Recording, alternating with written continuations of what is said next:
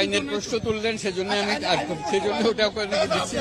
অসংখ্য ধন্যবাদ আপনাদেরকে জিনিসটা কভার করার জন্য। আপনি প্রতিনিয়ত সংবাদগুলো দিচ্ছেন, আমরা অত্যন্ত খুশি, অত্যন্ত আনন্দিত। আজকে যাদেরকে আমরা সামনে পাইনি, আমি 4 জন আসামির একজন, আমি আরো 3 জন আসামি আছে, কিন্তু এই 3 জন আসামির কথা কেউ বলে না। একজন হলো নূরজাহান বেগম, আমার সামনে আছে, তাকে একটু দেখেন সবাই। এই নূরজাহান বেগম এই জোবরা গ্রামে, এই যে গ্রামীণ ব্যাংক শুরু হলো, ওনার হাত দিয়ে এটা শুরু হয়েছে। উনি চট্টগ্রাম বিশ্ববিদ্যালয়ের তখন ছাত্রী ছিলেন, আমি শিক্ষক ছিলাম, উনি বাংলা বিভাগের ছাত্রী। তাকে ভলান্টিয়ার হিসেবে সে এসেছিল, তার হাত দিয়ে জোবরা গ্রামীণ ব্যাংক প্রতিষ্ঠা, এই পুরো কাহিনী শুরু হলো। তিনি এবং তার স্বামী ছিল ব্রাঞ্চ ম্যানেজার, ওই যত আমরা ব্রাঞ্চ বানালাম, সেই থেকে যত ঘটনা ঘটেছে গ্রামীণ ব্যাংকে, তার গোড়াতে উনি ছিলেন। যেমন গ্রামীণ ব্যাংকের 16 সিদ্ধান্ত, এটা একটা চার্টার, যে গ্রামীণ ব্যাংক বুঝতে হলে ওখানে যেতে হবে, সে অঙ্গীকার করছে তাকে পরিবর্তন করার জন্য।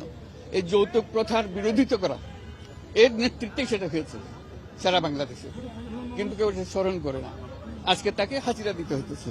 দুঃখ এটা আমাদের, যে গ্রামে বাচ্চাদের যত্ন নেওয়া, যখনকার যে পরিস্থিতি ছিল, শিশুদের যে পরিস্থিতি ছিল, তাকে ভিটামিন এ নিয়ে আসা তার জন্য, যে যাতে করে সে রাতকানা রোগে না ভোগে। বাংলাদেশে তখন সর্বত্র হলো রাতকানা রোগ, সেটা এই 16 সিদ্ধান্তের প্রতিটি জিনিসের পেছনে উনি ছিলেন। আজকে তাকে আমরা আদালতে নিয়ে এসেছি এবং প্রতিবারই আসছেন। এবং গতবার যখন এসেছিলেন, তিনি বারবার জিজ্ঞেস করছিলেন জেলে আমি কি নিয়ে যাব, কি নিতে পারবো, নামাজের কাপড়টা নিতে পারবো কিনা, ওষুধগুলো নিতে পারবো কিনা। গতবার তিনি এসেছিলেন, তখন ওষুধ নিয়ে এসেছিলেন, যে হয়তো আদালত থেকে আমার চলে যেতে হবে। এই যে দুর্ভাগ্য আমাদের, যে সারা জীবন দিল এটার জন্য, তাকে আদালতে যাওয়ার জন্য, জেলখানায় যাওয়ার জন্য প্রস্তুতি নিয়ে আসতে হয়। আর আমার সঙ্গী আছেন আরেকজন, শাহজাহান সাহেব, আমার সঙ্গে আছেন এদিকে শাহজাহান, উনিও গোড়ার থেকে গ্রামীণ ব্যাংকের, তিনি আরেকজন আসামি। আমরা যে উপস্থিত হলাম, তিনি হাঁটতে পারেন না, চলতে পারেন না, তাকে 6 তলা, তাকে বহন করে উঠাতে হচ্ছে, নামাতে হচ্ছে। সেই হলো আমাদের শাস্তি। আপনি কি মনে করেন? আরেকজন হলো এইখানে দাঁড়িয়ে আছে আশরাফ। এই 4 জন, তো 4 জনকে আমরা চিনতে হবে, এটুকু ধৈর্য তো থাকতে হবে। আমরা এই আসামি, তাকে আমার সঙ্গে কথা বলবেন, ওদের সঙ্গে কথা বলবেন। এই আশরাফ, সে সদ্য একজন বুয়েট থেকে পাস করে, তাকে ধরে আমরা নিলাম, আমাদের ইঞ্জিনিয়ার লাগবে একজন, তুমি আসো। তো সে বুঝতেছিল না আমরা কি করি, কি করবে। তবে তাদের দায়িত্ব দিলাম। তখন গরিব মানুষের ঘরে কোনো বাড়ি ছিল না। আপনাদের সেসব দিনের কথা হয়তো আপনাদের স্মরণ নেই। পাটখড়ি দিয়ে ঘর বানাতো মানুষ, পাটখড়ির চাল আর পাটখড়ির দেয়াল। তারপরে বলছি গ্রামীণ ব্যাংকে যারা যোগ দেবে তারা পাটখড়ির ঘরে আর থাকবে না, তাদের জন্য আমরা সুন্দর একটা বাসস্থানের ব্যবস্থা করি। আমরা গৃহঋণ শুরু করলাম। গৃহঋণ ছিল 5,000 টাকা, 7,000 টাকা, ম্যাক্সিমাম 10,000 টাকা। এই হলো গৃহঋণ। ক্রমে ক্রমে সে শোধ করবে যতদিন সময় লাগে। আশরাফকে বললাম তুমি একটা ডিজাইন করো, কিভাবে এই ঘরটা বানাবে। তার সাথে নতুন মানুষ একটা বানালো, একটা খুঁটি, 4টা খুঁটির উপরে এটা টিনের চাল। এই হলো তার 4 খুঁটি আর টিনের চালের ঘর। আমরা গৃহঋণ দিতে থাকলাম, মানুষ উৎসাহী। আগে বলতে আমরা গরুর সঙ্গে থাকতাম, ছাগলের সঙ্গে থাকতাম। এখন আমরা ঘর পেয়েছি, আমাদের ঘর হয়েছে, টিনের চালের ঘর হয়েছে, খুঁটির জলের ঘর হয়েছে।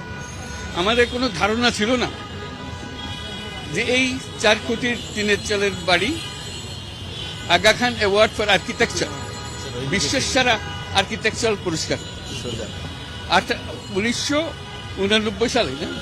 1989 সালে এই এই ঘর যেটা বানালো, তার যে ডিজাইন, সেটা Aga Khan award for architecture হলো।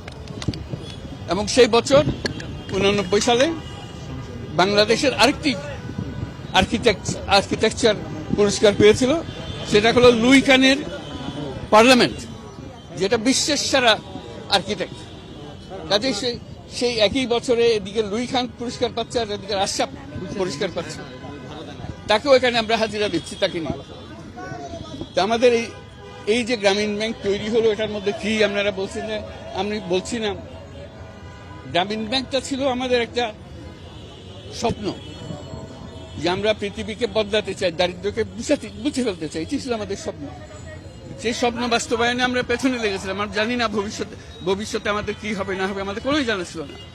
আমরা গিয়েছি, প্রতিটি খুঁটিনাটি দেখে দেখে আমরা এগিয়ে যাবার চেষ্টা করেছি। ফলে এরকম হলো, গ্রামীণ ব্যাংক আস্তে আস্তে প্রসারিত হলো। এটা হয়ে গেল আমাদের অপ্রত্যাশিত একটা বীজতলা, স্বপ্নের বীজতলা। আমরা স্বপ্ন দেখি আর বীজ বুনি এটার মধ্যে কি হবে ভবিষ্যতে। সেটা ক্রমে ক্রমে আমরা প্রসারিত করলাম, নানা দিকে, স্বাস্থ্যের দিকে নিয়ে গেলাম, প্রযুক্তির দিকে নিয়ে গেলাম, একটার পর একটা। সেখানে আজকে যা কিছু করছি সবকিছুর কিন্তু বীজতলা ছিল গ্রামীণ ব্যাংক। 2011 সালে আমাকে গ্রামীণ ব্যাংক থেকে বের করে দেওয়া হলো। ভাবলাম যে এখন আমার বীজতলা রয়ে গেল একদিকে, আমাদের যে লোকজন যারা এই শব্দের পেছনে খেটেছে তারা রয়ে গেল একদিকে, আমরা যাবো করে। আবার আস্তে আস্তে আস্তে আস্তে আমরা এগুলো বড় বড় করলাম।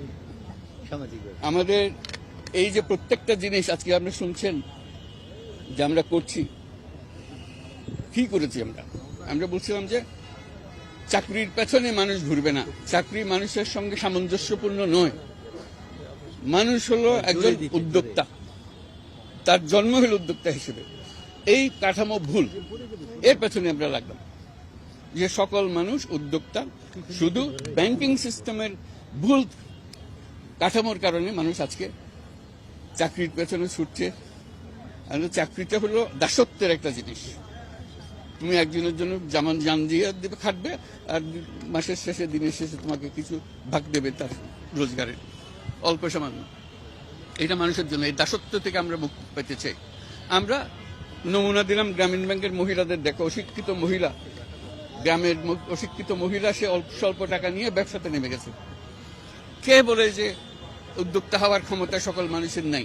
আমরা সেটাকে নিয়ে আসলাম সামনে, যে উদ্যোক্তা হওয়ার ক্ষমতার জন্য উন্মুক্ত করতে পারি।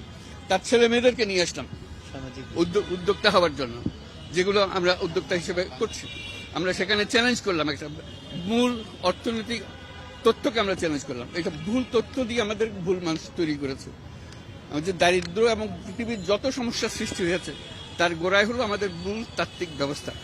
সেটার পেছনে আমরা লাগলাম, আমরা স্বপ্ন দেখলাম, আমরা একটা ইমাজিনেশনকে গুরুত্ব দিলাম। ইমাজিনেশনকে বললাম যে এটাই হলো মানুষের মূল শক্তি, ইমাজিনেশন। ইমাজিনেশন না হলে কিছু হবে না। তা আমরা যেটার পেছনে ছুটি, আমরা ইমাজিন করতেছি, স্বপ্ন দেখতেছি, সেটার পেছনে ছুটি, যে এটা করা যাবে না কেন, একটা সাহস নিয়ে এর পেছনে দাঁড়ায়। এটাই হলো আমাদের পুরোপুরি শক্তি। তার কারণে আমরা তার তাত্ত্বিক ব্যবস্থার মধ্যে তার মূল কাঠামো, ব্যবসার যে সমস্যা, ব্যবসা হলো মুনাফার সর্বোচ্চকরণ হলো ব্যবসা। এটা ভুল তত্ত্ব। মানুষ এমন না যে মুনাফার নেশায় মুখ ছুড়ে যাবে, তাকে ভুল দিকে দেওয়া হয়েছে। তাকে এই ড্রাগ, মুনাফার ড্রাগ তার মধ্যে ঢুকিয়ে দেওয়া হয়েছে। কাজে আমরা মূল মানুষকে আবিষ্কার করতে চাই। যে মূল মানুষ, সে মানুষের উপকার করতে চায়, তার ভেতরে এটা আছে, সেটাকে উন্মুক্ত করার জন্য ব্যবসাকে নতুন কাঠামোতে আনতে হবে। তখন আমরা করলাম সামাজিক ব্যবসা। সেই সামাজিক ব্যবসার পেছনে গেলাম, একটার পর একটা আসতে আরম্ভ করলো সামাজিক ব্যবসা। আজকে সেই সামাজিক ব্যবসাকে আমরা ব্যবসার খাতিরে, শিক্ষার খাতিরে, আমরা বলি শিক্ষা ব্যবস্থাটাও একটা চিন্তার কারাগার, চিন্তাকে মুক্ত করার আবদ্ধ করে রেখেছে। যেগুলো চালু আছে, যেগুলো আমাদের সমস্যার সৃষ্টি করছে, সেগুলোকে আমরা বারে বারে নিয়ে আসছি। সে কারাগার থেকে মুক্তি পাওয়ার জন্য আমরা বললাম শিক্ষা ব্যবস্থাকে সম্পূর্ণরূপে পাল্টে ফেলতে হবে। সেখানে মানুষ চাকরির জন্য লেখাপড়া করবে না, উদ্যোক্তা হওয়ার জন্য লেখাপড়া করবে। ব্যাংকিং সিস্টেম বদলিয়ে দিতে হবে, যাতে করে মানুষ উদ্যোক্তা হতে পারে। যে উদ্যোক্তা হতে হলে টাকা প্রয়োজন, যেটা ইনভেস্টমেন্টের যে প্রয়োজন, সেটা আর্থিক ব্যবস্থা থেকে আসতে হবে, তাহলে মানুষ উদ্যোক্তা হতে পারবে। উদ্যোক্তা হওয়ার জন্য প্রাথমিক যে দায়িত্ব, সেটা করা। এগুলোর পেছনে আমরা যে ব্যবসাকে বললাম যে ব্যবসা মুনাফার পেছনে ছুটবে না, ব্যবসার সামাজিক সমস্যার সমাধানের পেছনে ছুটবে, সেটা ক্রমে আমরা নাম দিলাম সামাজিক ব্যবসা। এটা আস্তে আস্তে ক্রমে প্রসারিত হতে আরম্ভ করলো। প্রথম মনে করতো যে এটা ওদের পাগলামি, এটা হবে না করে। আমার প্রত্যাশা হচ্ছে আমরা নতুন পৃথিবী গড়ব, আমরা 3 শূন্যের পৃথিবী করব।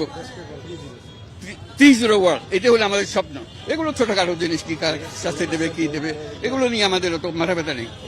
দিলে আচ্ছা, একটা জিনিস আপনাদের কাছে পরিষ্কার করি, এটা আমার বলা দরকার।